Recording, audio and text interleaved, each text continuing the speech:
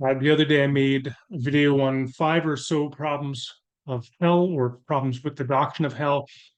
And there were one or two I forgot to mention. I probably should have mentioned that I'm just making a quick follow-up video to kind of expand on that video and talk about these additional problems.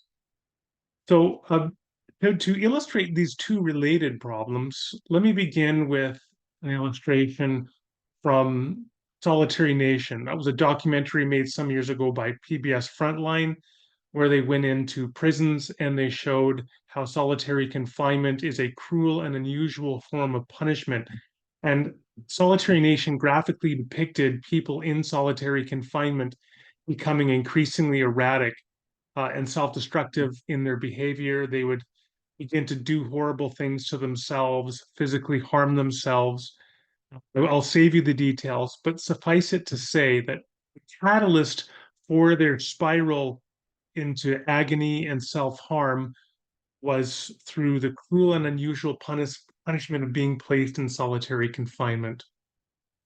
So now, one of the problems I talked about last time was the problem of God torturing people, and I noted how one account from C.S. Lewis and others is to say, well, God doesn't torture people; God allows them to torture themselves, and I raised a problem with that. But I want to talk about another related problem to that here first. Let me begin by quoting C.S. Lewis. This is what he says, famous quote. In the long run, the answer to all those who object to the doctrine of hell is itself a question. What are you asking God to do? To wipe out their past sins at all costs? To give them a fresh start, smoothing every difficulty and offering every miraculous help? But he has done so on Calvary. To forgive them, they will not be forgiven. To leave them alone, alas, I am afraid that is what he does.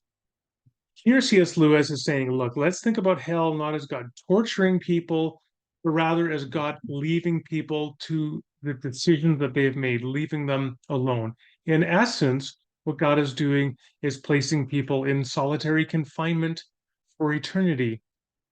And I would simply say that if we already have evidence that solitary confinement, that leaving people into a confinement where they have maximal sensory deprivation and they're cut off from other human beings and so on, if that furthers their spiral into destruction, suffering, self-harm, and so on, then to do that to them eternally in a maximal state of solitary confinement would only magnify the self-harm, destruction, and pain that they were inflicting upon themselves. In other words, what is ostensibly God's justice, his just response to them, is a maximalization of what we now recognize to be a cruel and unusual form of punishment.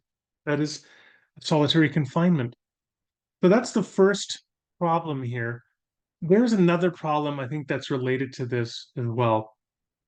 And this is it, is we recognize in jurisprudence today that it's wrong to punish people who are fundamentally irrational, who have a fundamentally deluded understanding of reality, right? Those people need treatment. They don't need to be punished, let alone tortured for their decisions. If they have a fundamental break from reality, if they're acting in a way that is fundamentally imposing self-harm upon themselves, we don't just say, okay, you've decided to do that. Let's go ahead and let you do that. An example that I always give is I once had a friend who, this is back 40 years ago, and this person we saw on a couple occasions when we were out with other friends that they began to engage in acts of self-harm by cutting themselves. I now understand more in terms of trauma and how that feeds into their own experience of trauma and attempting to release that trauma through acts of self-harm. But what we did at the time was we stepped in and we took the razor blade that they were cutting themselves with away from them. You stop them from doing their self-harm. You don't say, oh, you've chosen to do that. You go ahead and harm yourself. The doctrine of hell proposes that God, in this account, this gentler account that C.S. Lewis proposes, essentially God is turning people over to maximal solitary confinement where they can go into a spiral and then commit increasingly horrid and horrifying and terrible acts of self-harm for eternity. And that doesn't sound, I think, like a very just understanding of the nature of God, let alone a loving understanding of the nature of God. I think you could maybe understand that as a distinct problem from the first one, solitary confinement, and then inaction in cases of self-harm. Let me just add maybe a third distinct view related to that, which I already anticipated in what I've said, and that is that when you're undergoing these kinds of actions of self-harm and increasing your own misery, as I said, you're engaging in fundamentally irrational and self-destructive behavior. And we have a moral obligation to step in and prevent people from engaging in those kinds of acts of self-harm. So why would God not do that in eternity? Why would God stand aside and allow people to engage in acts of self-harm for eternity, when it is specifically an irrational and self-destructive thing to do?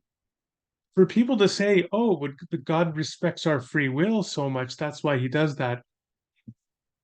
I mean, I would say, first of all, we don't now respect free will in that sense. We override people's free will in the short term when we see them engaging in acts of self-harm and self-destruction right now. And I think that's a wise and merciful thing for us to do that. So it doesn't make sense to say, well, but why would God not do that in eternity? Now, you could say, oh, but in eternity, people will be too far gone. They will be so irrational that there will be no hope for them, right? So it's not like now that we might step in and take the razor blade away because we can help them go through counseling and maybe that person can get better. But in eternity, it won't be like that because they're experiencing eternal judgment and they're fundamentally irrational and there's nothing more that can be done. But then I would simply say this. If that's really the case, if people have gotten to a point where they're truly irredeemable, beyond any hope, where they will only act in their own self destruction, inflicting misery upon themselves for eternity, that would be the maximal case where one should step in. And where it is wrong, in fact, to punish a person who is engaging in fundamentally irrational actions, yet hell is presented as a place of eternal punishment. But it's wrong to punish people who are engaged in self destructive acts and fundamentally irrational actions.